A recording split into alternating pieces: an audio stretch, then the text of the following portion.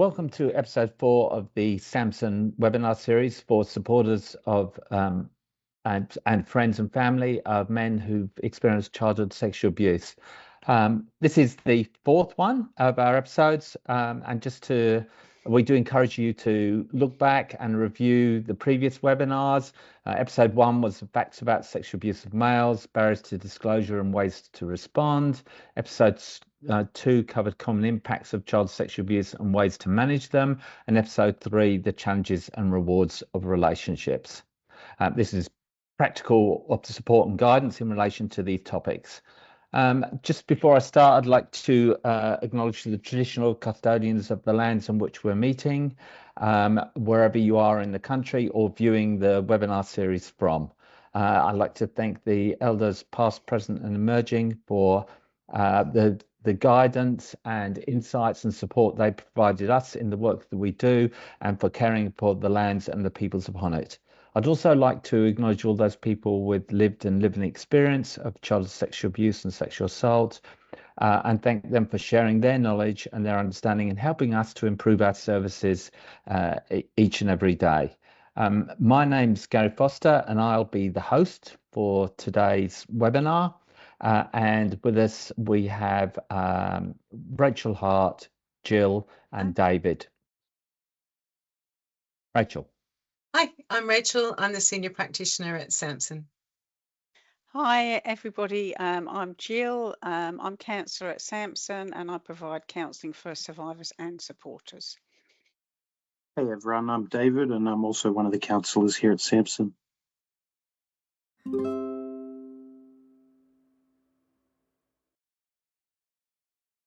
Okay, we have a series of 4 questions to cover today, and we're starting with quite a serious one that often comes up in relation to working with men, and it's around the topic of suicide. I should say that this is a very common, suicidal thoughts are very common for men who've experienced childhood sexual abuse and sexual assault, and that there's a number of struggles that men have in relation to that, and they become quite distressed, quite desperate at times, and this topic of suicide can come up for them. We do know that the more isolated a man is, the more he feels responsible for what's happened to him, carries that load of guilt and shame, which isn't his to carry. The more difficulties he has managing strong emotions, and if he uses alcohol and drugs, those again add to that sense of desperation many men can experience. Also, if they lose a sense of hope, that the future is going to change or improve. And so hope is a really important part of a topic around this. And finally, one of the things we're becoming more and more aware of, the more man's invested in being that strong, stoic male, the more that increases his risk of suicide, because in a sense, he's quite judgmental of himself often at times and be quite critical when often what he needs is self-compassion and support. So talking about this, so if somebody starts to talk about suicide and self-harm, what do you do? What's the thing you need to do around that? Yeah, so sort of keeping him safe, one of the first things we have there is, take comments about that suicide and self-harm seriously. And you can do that by opening up the conversation and setting time aside to actively listen to his thoughts of suicide or of self-harm, and get an understanding of his point of view and why he might be feeling this way. Yeah, thanks, David. Yeah, and look, following on from that, I think it is really important to really take the time and to listen and be there with him. Check in, but really important part of that is trust your gut. As his partner or friend or family member, him, and if he's saying things about suicide or harming himself, really trust that and be direct. It's okay to ask and say, are you having thoughts of suicide? Because for him, that is probably an opportunity for him to open up and talk, and it could be a real sense of relief for him as well that he can actually openly talk about this. So really feel it's okay to ask. So Jill, some people really worry about asking that question. They're really concerned that if they do it, they're going to put those thoughts in his head. Is that is that a real concern, or what's the reality with that? Look, it's a common question. It's a good question, Gary, and it is. People shy away from asking because they think, well, is that going to give him ideas?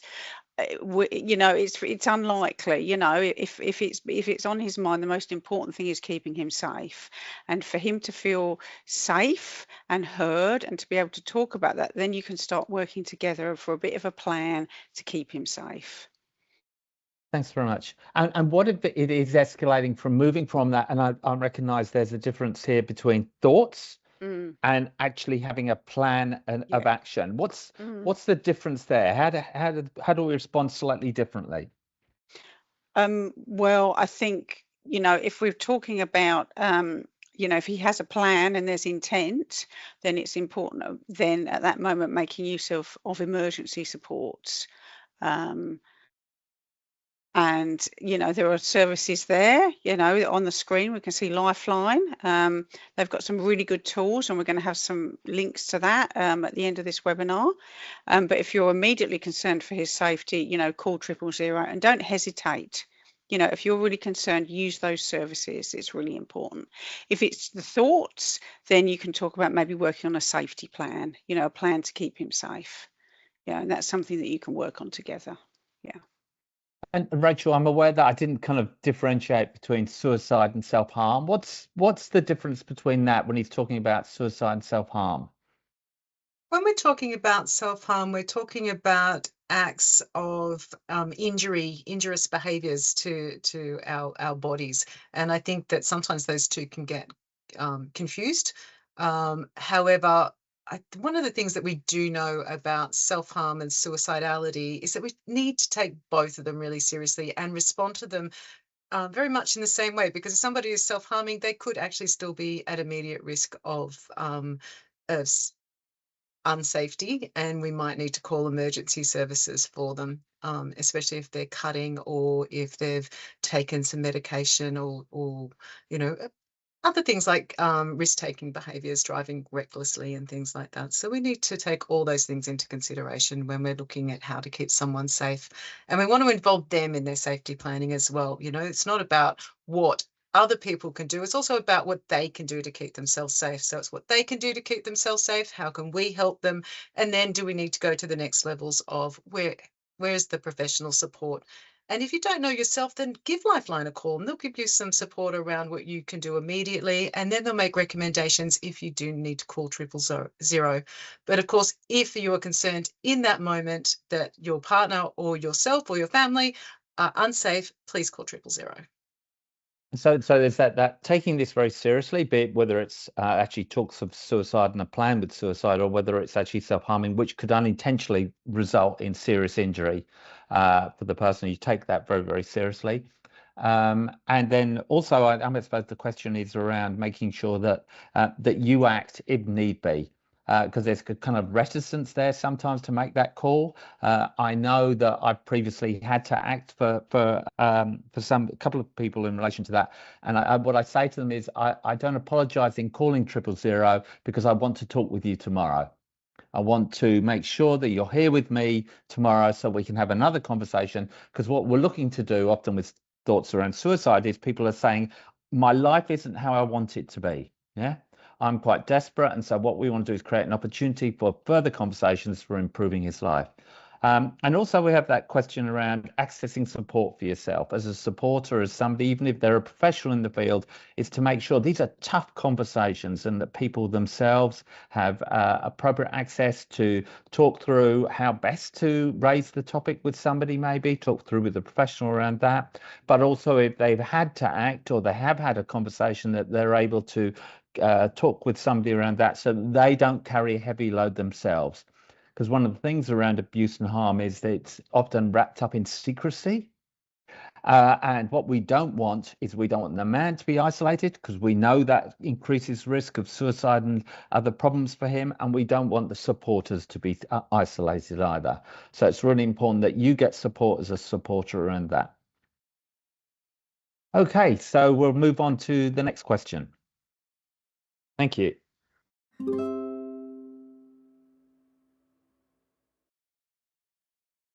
Okay, moving on to question 2, how can I get to connect with professional supports? This can be quite a challenge because one of the realities is that men in general, this is not just men who've experienced childhood sexual abuse, men in general often don't access professional support around topics related to kind of mental health and well-being. We know that men are more reluctant to go to doctors, to talk with counselors, etc., less likely to use them, and may have no history for them or male members of their family using those services. This can be quite a kind of additional challenge for those guys to connect with them. So, but it's an important question to ensure that they get the help they need and deserve. And sometimes that's about working with them and framing it up in a way that makes sense to the men. And the reality is that, so for some men, if you can talk with them about if they're a car, they've got to make sure that it's serviced quite regularly, and it's make sure that somebody knows about those cars and has additional knowledge, maybe to yourself, that you take care of yourself, and that you recognize that we don't hold all the information in relation to everything. It's about pushing through that idea of being stoic and strong and independent to a sense that we don't kind of connect with other people. So the more we can connect with professionals, the better. So how do we help those men connect with people? Yeah, thanks, Gary. So look, really important, I think, as you said, and it can be challenging. So, initially really having that conversation with your partner, family member, friend that you're supporting, but really making sure when you have that conversation, you've got some privacy, quiet, calm environment and no distractions. It could be maybe going out for a walk, gentle walk together, or just having a sit down outside when he's feeling calm and really listening to maybe what would work for him. Letting him know that you're there for him and what he needs, and really tapping into maybe supports that he maybe already accesses and feels comfortable with. So he could have a good relationship with his GP or other sort of professional, maybe that, encouraging that connection with them and maybe going to talk to them. And what you could do is potentially offer to support him in that and actually go with him. That can be a really good way to encourage, and maybe you just sit in the waiting room or just drop him off in the car, whatever it is, but just in a safe way where he feels comfortable but he also feels supported at the same time. Yeah, exactly. As you said, Jill, offering to go with him for support is a great way to sort of show that not only that you support, but that you're there for him to help him through the first steps. So, attending the session, whether it's the face-to-face here at the office or coming into the beginning of the online session, we do on occasion have that, quite often where the men will come in with someone and we'll give them a bit of a tour around the office, get them familiar with the environment, make them comfortable. And same with those online sessions, having a brief chat with yourself and your partner, just to sort of get familiar with the session and what he'll be engaging with. So, David, can supporters help by kind of gathering information about different services or where they are, etc.? Yeah, absolutely. That's also another helpful way that supporters can give their partners that information. They've done the research and they show that, it's not just a number on a screen. It's just something that they think that will benefit them, and giving the points to that, why they think it might be. And even sometimes having that conversation first with us and saying, hey, yep, I've had a chat. This is what they offer, and relaying that back. That's also something we help with as well.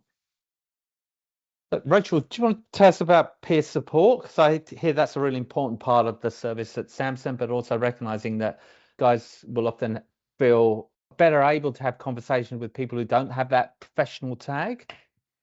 Yeah, exactly, Gary. And also, some people have had bad experiences in the past, and that taking that first step can be a bit challenging.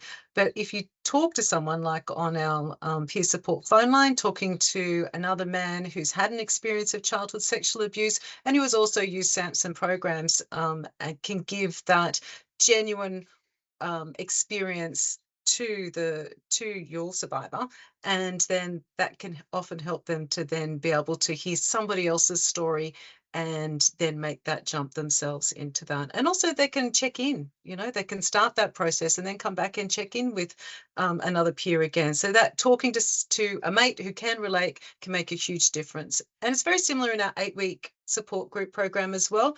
Whilst this is a professionally facilitated support group, there is another 11 men in that group who you can connect with and share and support all along your journey. Thanks, Richard. I suppose that kind of fits with the theme from the previous question as well, is about breaking down that sense of isolation. The more information you can have, the more support you can have around you, the more better able, it's like a team approach to sorting out problems and improving people's lives. I'm aware also that there's the anonymous supports that are available, the lifelines, you know, and other services it's worth considering, because sometimes people will use those anonymous by a way to kind of test out ideas to start have conversations around the topics that they find quite tricky. And so the difficulty with the anonymous thing is they don't have to see the people face to face. They don't have to travel and sit with them. They can just start that process of talking about something, and maybe that person, professional, maybe on Lifeline and other services, can help guide them and help bridge that connection with somebody who's going to help them in an appropriate way and professional way. So anything else around that question around professional support? Thanks very much. We'll so move on to question 3.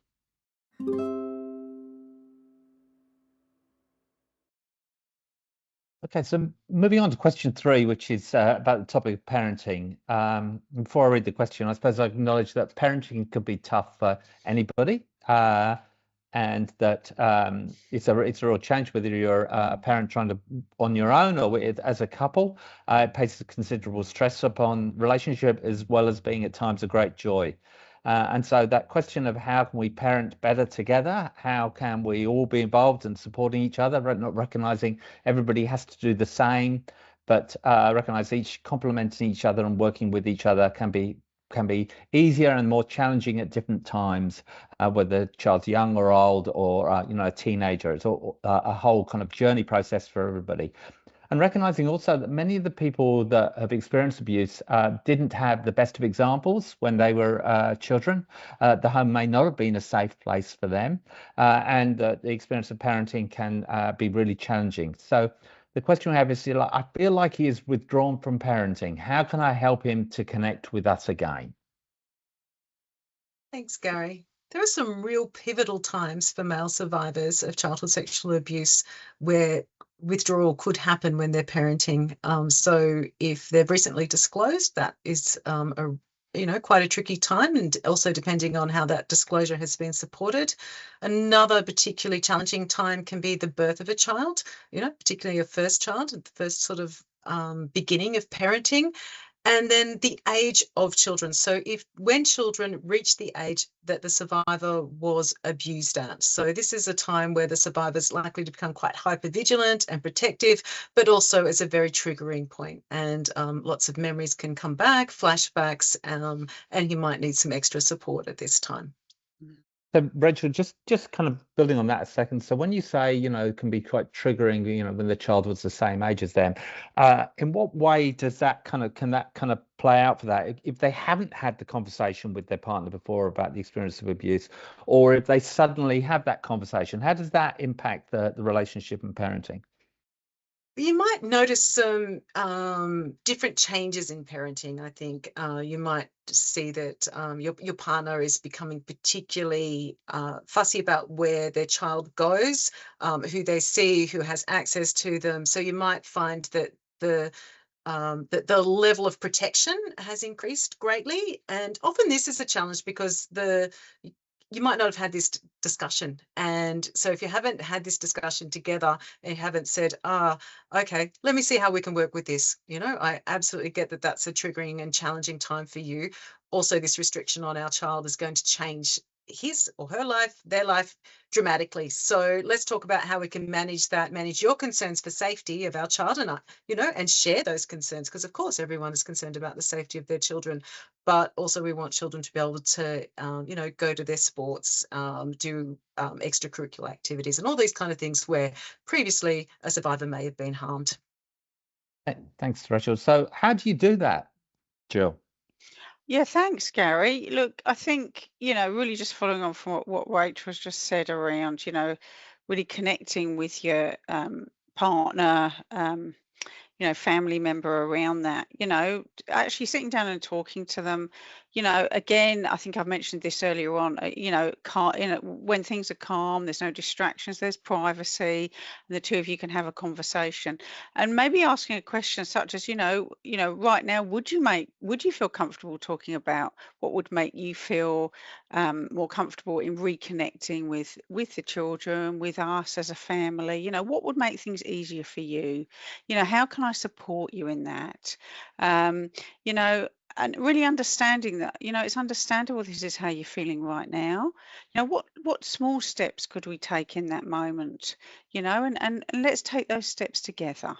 And slowly, baby steps. And how can we do that? And I think by going in with that approach, that can help the survivor in your life, feel safe, and feel that you're there with them and understanding maybe what's challenging for them in that moment. I think you make a good point there, Jill. And I think it's one of the things I didn't mention was that withdrawal happens when things feel overwhelming. And, if you see that your survivor is withdrawing, that could be a sign that there is overwhelm happening for them and that they might need some extra support. Thanks. As you David? sort of said, Jill, yeah, the small steps, that's what you can sort of do and encourage your survivor to engage back into the family. Things like reading books with the children or going outside to play with them.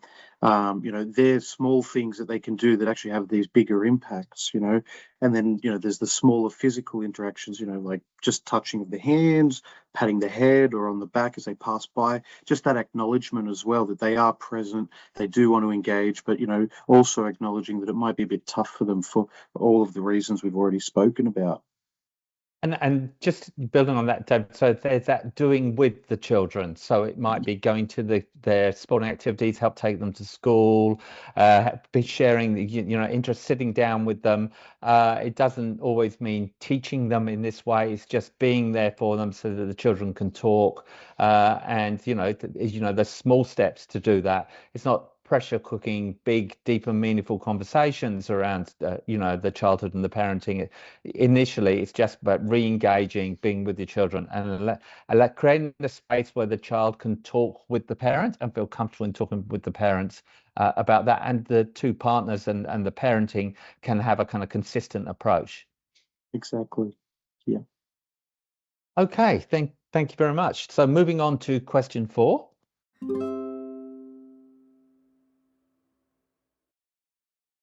Okay, so question 4 is about his drinking. And I suppose one of the things to say is that, as younger people or many people get introduced to alcohol to different ages, there is a culture sometimes for young people and young men in particular to go out drinking, and that be very much part of their life, part of their social life. Some people, it might be something they've grown up with, and they might have a kind of very different relationship or conflicted relationship with alcohol. For survivors of sexual assault, sometimes alcohol helps them relax. But also sometimes they can get in the habit of using alcohol to numb, so they have to deal with memories. Sometimes people can use alcohol to go to sleep, and it can start to take over their life in a way beyond that more social and kind of drinking with friends that it becomes quite difficult for them and can have negative effects not in their health and well-being, but also in the lives of all those people around them. So if he is drinking a lot of alcohol, what can I do? Thanks, Gary. Yeah, so as a supporter, you can communicate your concerns clearly and with compassion. You can do that by talking directly, by being calm and present in the conversation. And, raising your concerns in a time that you both have put aside is really a good way to tackle this so that he doesn't feel targeted or there's that shame response that you're avoiding. You're not targeting him in that sense. You want to show that you do care. You're not coming from a place of naming and blaming things, but you're wanting to see that he is supported, and that you're raising this concern in a way that shows that you care and you want to help him along with dealing with this. Thanks. And look, and following on from that, thanks, David. I think, as a supporter, it's important to, you're supporting your partner, your family member, but it's really important to support yourself too. And a key part of that is around setting some boundaries. So protecting your own well-being while you care for him. By setting some healthy, clear boundaries about what behaviours are okay and what are not okay. Using some of the things that David just talked about how to communicate calmly but with compassion, but also ensuring that you have limits around getting your own needs met, and also around the needs of your family as well, your children as well, or other family members. So just ensuring that you have those limits and also that you have those boundaries set as well, and you communicate those well as well with the survivor that you're supporting. Thanks, Jill. Also, I'd like to add that if somebody's been using alcohol as a strategy for dealing with, pain, emotional pain, getting to sleep, all the things that Gary mentioned, he might need medical support to be able to stop. So asking someone just to stop can be dangerous. So it's really good to check in with your GP or other professional supports. There are AA and other 12-step programs and rehabs are spread throughout the state, which are really helpful. And again, there's the peer support options, because having somebody who's been through the same thing being alongside you can be something that can be really supportive and make a very big difference for somebody to stop using any type of substances. Thanks, Rochelle. Because just when I'm hearing you think, I'm thinking about there's a cruelty that men have experienced abuse and women experience abuse can have, that when they stop using something like alcohol or drugs, which have been kind of got them through, the memories can come back fast and hard. And they can feel quite overwhelmed. They can have quite strong emotional responses. And if there isn't supports around them, then you can find yourself going back into that loop of using alcohol again because you feel so overwhelmed. And those memories are not like it happened 15 years ago. It feels like it's happening now. It's like a pause button's been put when you've been using the alcohol. And so it really is important that they get the right support, the support that they deserve. But in also all that, I think it's also for those people who are around, people who are drinking heavily, who are using alcohol, who sometimes can be out of control at different times. That can be really challenging, but physically and emotionally challenging for those people who care for these people. It's important that you access support for yourself, that there's a range of services that can assist you in working with this, because it's not your responsibility to change him, but it's making sure that you're safe throughout this process. And Jill, I think there's some services you encourage people to use. Absolutely, Gary. Thank you for that. I mean, first I'll talk about SAMSN. We provide services for survivors, but of course we provide services for supporters. That's what, our webinars have been about, but we also provide counselling for supporters. So that's something that you can access. So the details for that will be on our website and at the end of this webinar. The other services that are also available is there's an organisation called Family Drug Support, and that is specifically for family members of people that are using any form of substances, and they run groups. They have a helpline, and again, we'll have those details available as well. So there are services out there that can support you in your role as a supporter for the survivor in your life. Thanks, Jill. And I think children. Oh, sorry, Gary. That's right. I was going to add that within the education department, the children who might also be dealing with the impacts of a parent using alcohol or other impacts of trauma, that they can access school counsellors and school psychologists. So accessing the supports that are available and around you. Thanks. And I think again we come back to that theme of how isolating this subject can be, and how what we want is for people to get the help that they deserve, to feel connected, because the more connected, more their well-being is enhanced.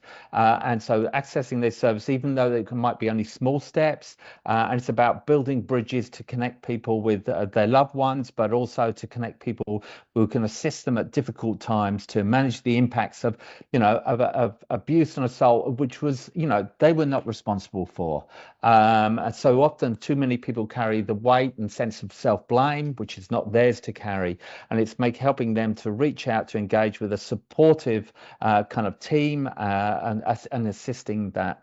So those are our questions that we received. Hopefully we provided some kind of information and guidance around that. And just, in wrapping up, I'd like to thank everybody for viewing the videos.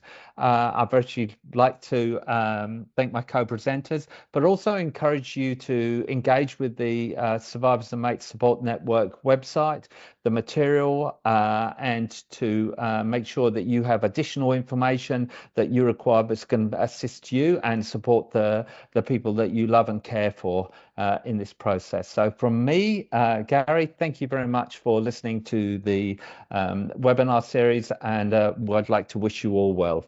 Thank you, everyone. And thank you for listening. Thanks everyone for joining us on these webinars. If you have any other questions, we can answer them directly to you. So you can contact us on support@samsn.org.au or give us a call on 02 8355 3711. Thank you all. Thank you. Thank you.